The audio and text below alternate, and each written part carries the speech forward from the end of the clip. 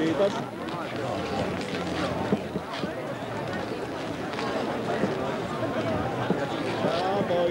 And to the final day of demonstrations for Labatt Interski 87. This morning we're going to be watching Finland, Italy, and the United States of America.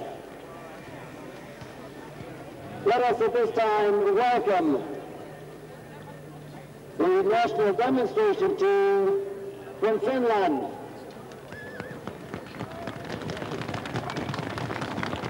I can't hear you. One more time. There. Okay, and the commentator for the Finnish demonstration, Johan Lieittänen.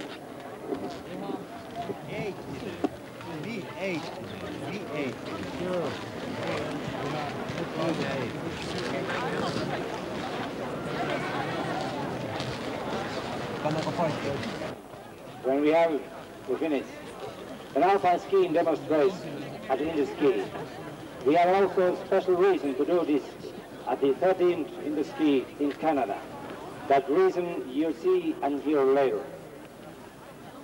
With the Finnish demonstration, we're going to present two special features of the teaching method in the Finnish alpine skiing.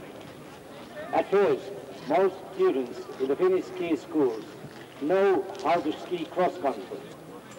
Second, we pay attention to training the basic skills of alpine skiing at all skill levels.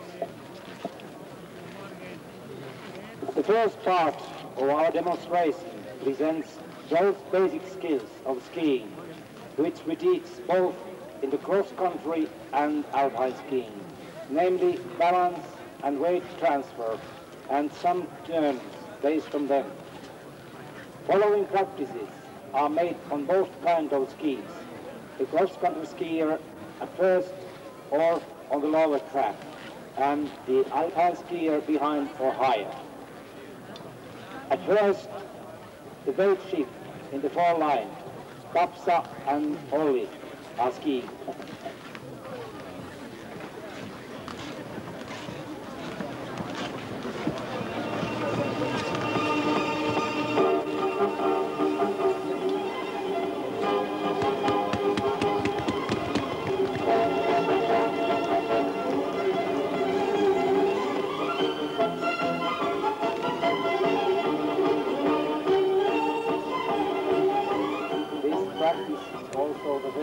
That relates to the edge control.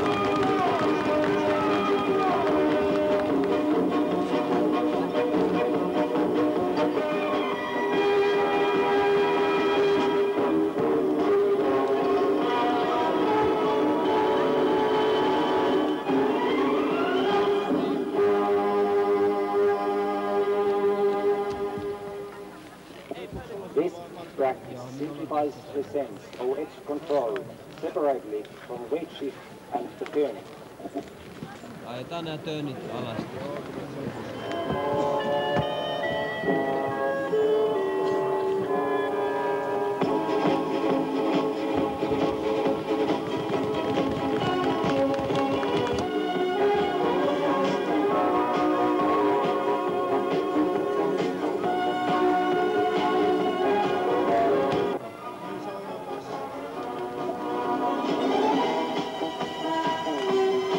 These two practices are teaching to sense the pressure changes needed for carving turns.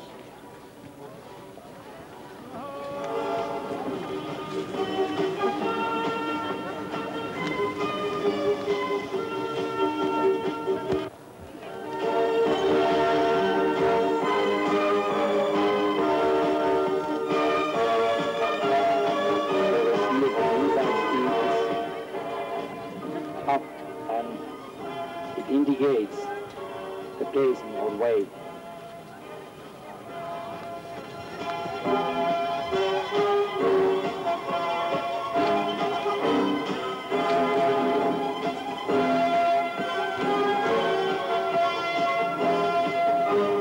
And then we have our swing chair expert, Mikko, who is doing all the things at the same turn.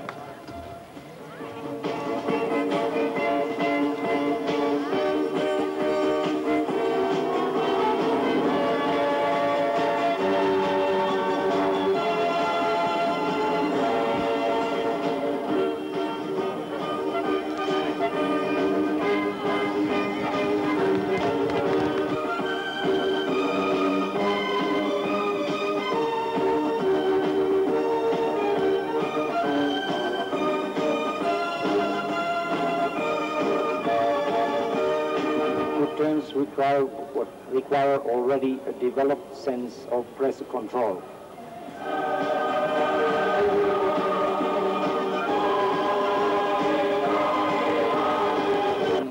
Of the turn and a strong carving end.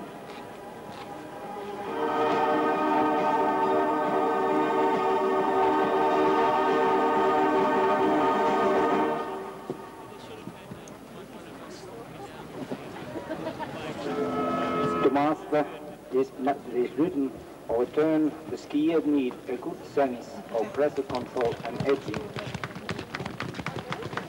The next calendar, the end of the turn.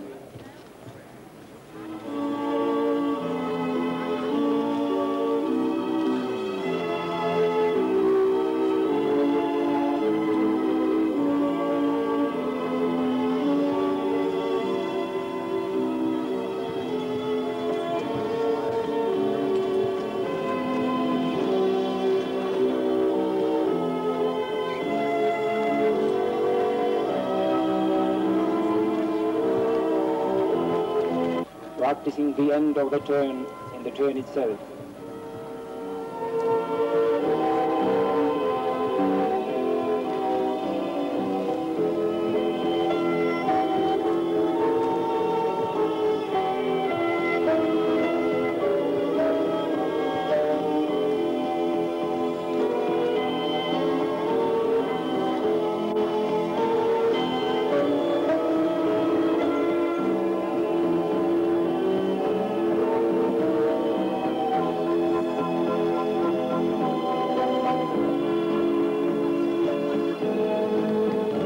Flying.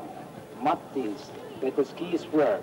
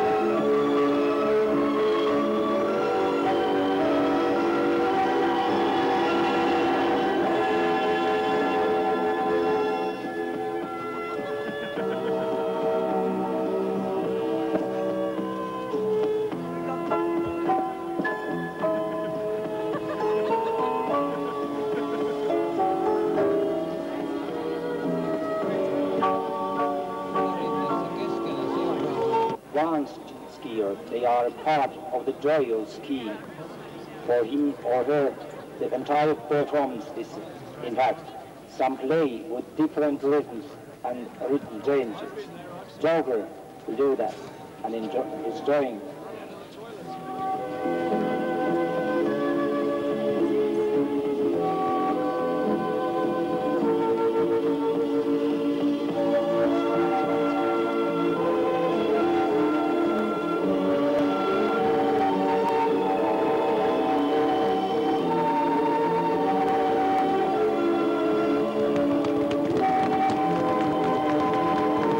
Snowplow is one of the first rhythmic series of terms, the rhythm which can be used to progress to more advanced performances.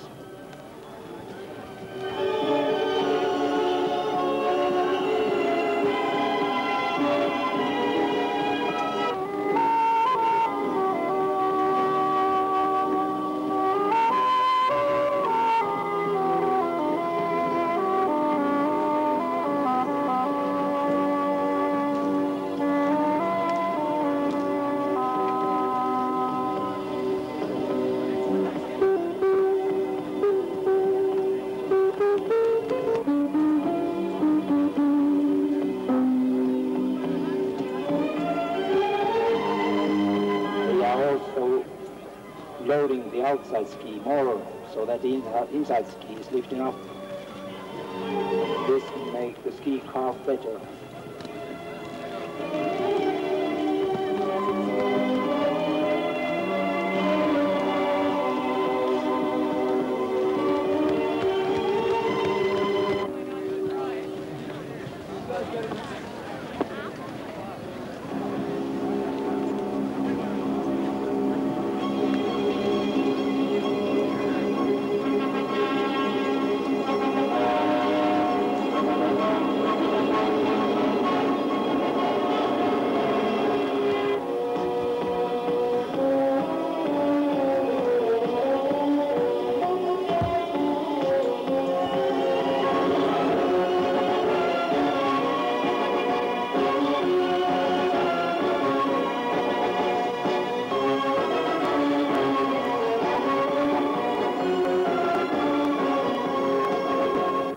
Also the crosses.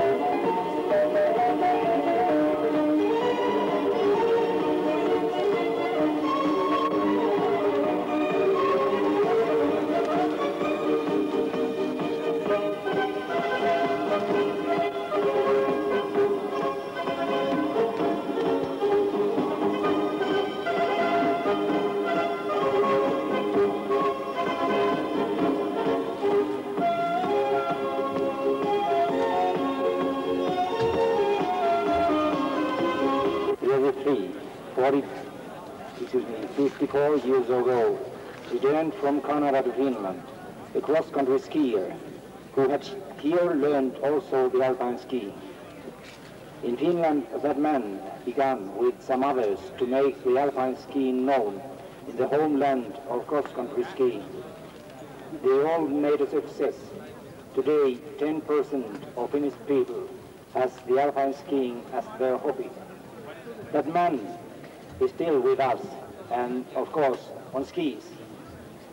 I want now to introduce to you all the man who brought the alpine skiing from Canada to Finland, Erkki Penttilä, 82 years old youngster.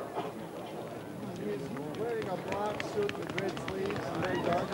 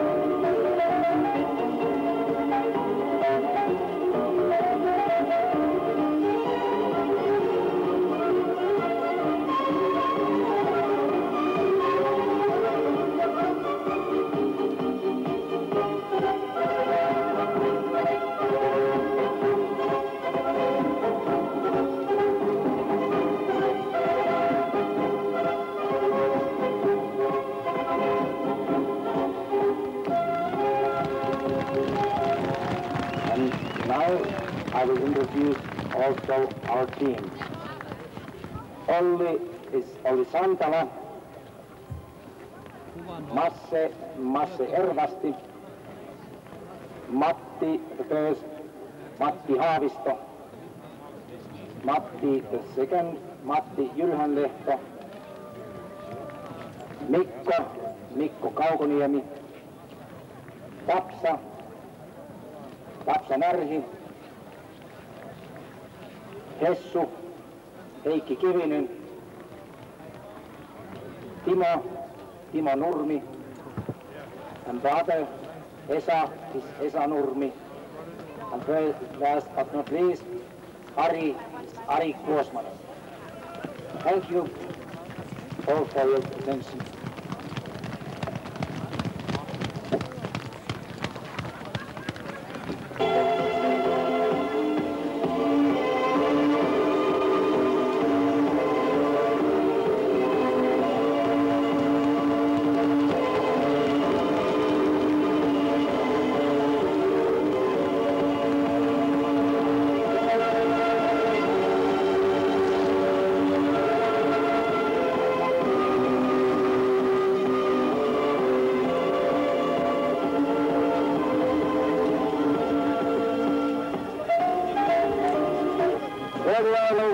Let's give them a big hand. The national demonstration team from Finland.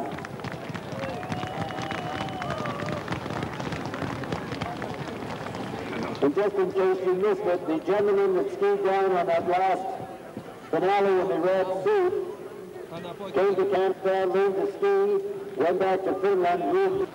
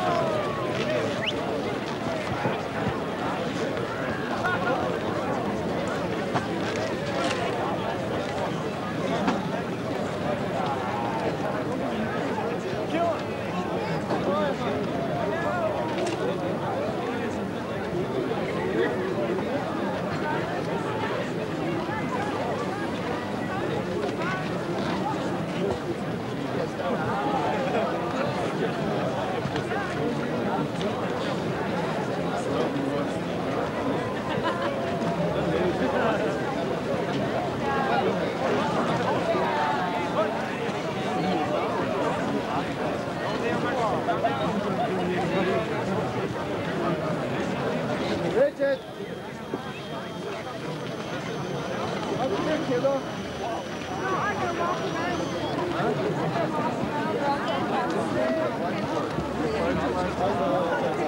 Se on ihan nopea teistyä. Olin käynyt 4 kuukautta sitten ja 2 kuukautta ennen tänne lähtöä olin samassa maassa pistänyt, että vieläköhän mulle rahaa varatkaan riittää tuohon. Ja näin alle minä sitten ajattelin, näin onpa noin kunnia tämmöisessä seurassa matkustaa. Ja minä sanoin, että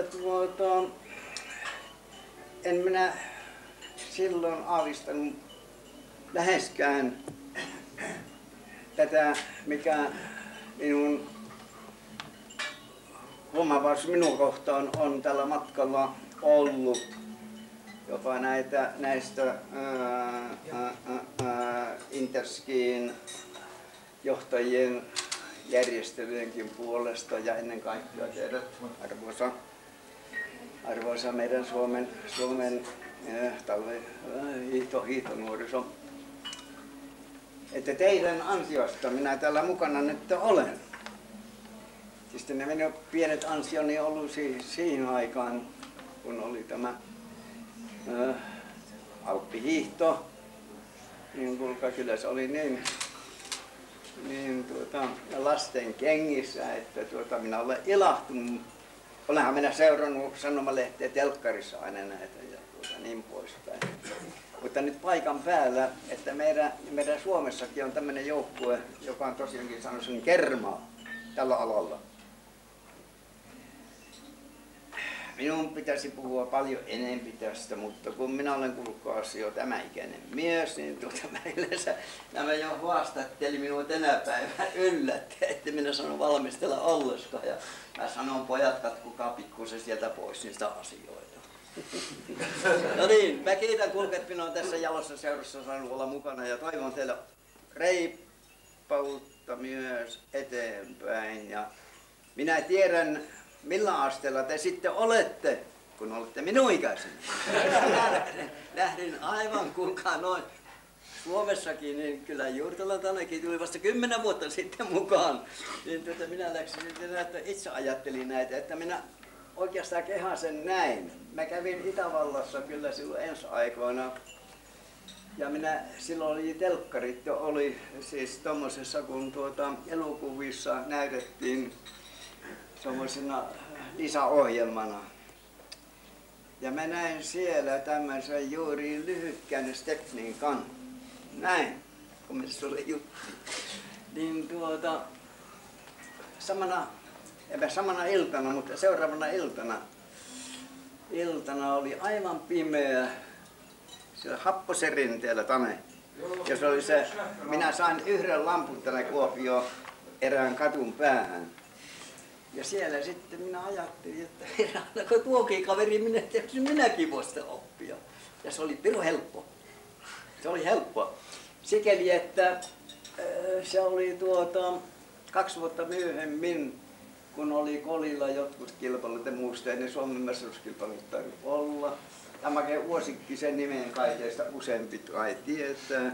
Hän oli Suomen olympialaisvoimistelija ja lahjakas alppihiihton harrastaja. Ikävä kyllä hän jäi kollaalle. Ja näin ollen edellisenä iltana, katsokaa, silloin on ollut pujottelurinteet tampattu eikä kovia, ne oli, itse me tamppasimme edellisenä iltana, sitten seuraavana aamuna läksimme laskettelemaan ja oli monasti niin, että käytiin 2 tuntia aikaisemmin tätä tapahtuvaa kilpailua. Porukka tuli mukaan, kaikki jotka kilpailivat tuli tamppaamaan sen. Ja yleensä 2 tunnissa lumi pikkusen kovenee. Ja edellisenä iltana me sitten kävimme me kuopiolaiset. Ja näin ollen siinä oli tämä Upi Koponen, Viljo Koponen, eipä Uki Koponen, anteeksi, Viljo Koponen hänen veljensä, mikä oli sitten vähän heikopimmassa. Tämä Make oli mukana. Ja mä teesin, että meistä 3 tulee joku voittajaksi. Ja näin ollen mä luotin enempi Makeen. Mä näytin Makeelle, että nyt kun sinä tulet tehdä lyhyt linjaa, niin sinä et mene laahaamalla. Mutta sinä heppäät näin niin kuin syödään, se oli vanha asia, kun ne ihan vanha asia. Se menee hieman joustavammin nyt. Ja siis pistimme sauvan tuohon ja me otimme aivan samanlaisen rytmin, mutta nyt te menette vartalorytmillä, me menemme sauvan avulla, katsokaa silloin enemmän. Ja mä sanon Makelle, kuule, mä näytin hänelle, sun täytyy nyt mennä näin huomenna, muuten sä et tule 2. Ja kun me olemme hyviä tuttavia, olemme tietysti. Ja näin ollen, Make lähti ensimmäisen kerran, niin keppi huaroi väliin. Anteeksi daamit. Se sanoi, minä sanoin sitten, kuule heppä hieman kauemmalta, älä mene enää laahaamalla. Sehän menee silloin niin, että nyt sinä heppäät vähän, että se on valmis linja sinulla mennä. Ja hän oli voimistelija, hän meni silloin kuulkaa 2 volttia, ilman kierteitä kyllä. Ja näin ollen, niin Make laski sen jotakin 4-5 kertaa. Ja mä sanon sitten, kun me menimme kotiin, että ennen kuin sinä menet nukkumaan nyt, niin muistele vaan tämä asia. Ja sä tulet huomenna aamulla 2. Ja niin hän tuli. Ja Uki Koponen kai se oli 2 sekuntia heikompi kuin tämä Make oli. No niin, minä en viivytä enempi. On hauska olla teidän seurassa. Hei.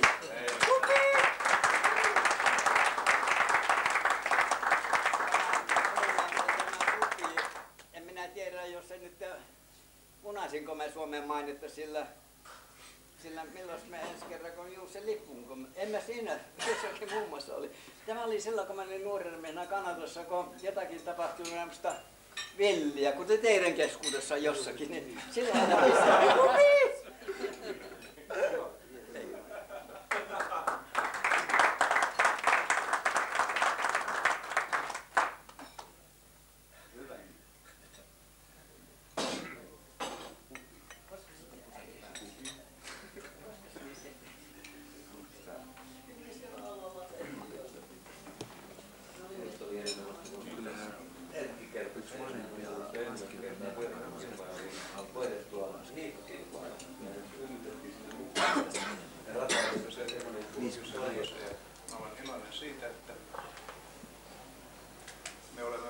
saada paikkamme kansakuntien joukossa ja hyvien edustajien kautta. Jussi on minun paikkani, lähes minun paikkani Interskin presidiumissa, mutta nousee varmasti sitä kautta vielä myöskin varapresidentin pallille.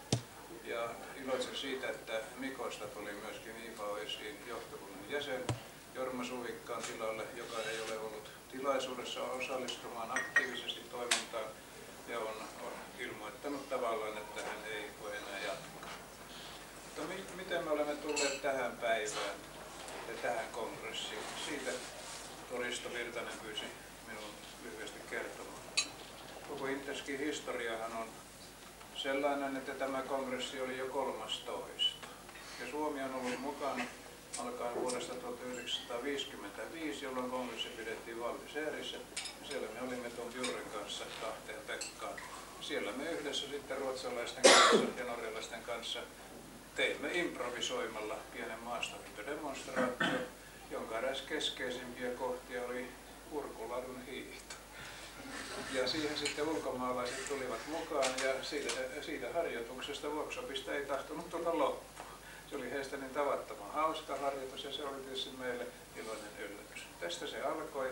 Ja samassa kongressissa sitten jo oli eräänlainen taistelu siitä, kuka seuraava kongressi pitää.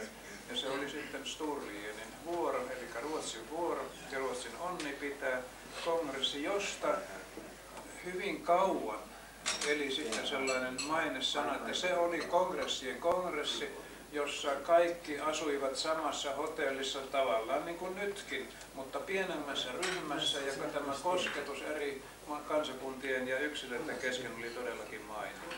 Professori Krukkenhauser, joka ei todellakaan ole voinut tulla sairastumisen takia tähän kongressiin, alituisesti muistelee Sturlienin kongressia eräänä kaikkein tehokkaimmista kansainvälisen Interskin kongresseista. Ja se on minusta suuremmoinen lausunto Pohjoismaiden hiihtoa ajatellen.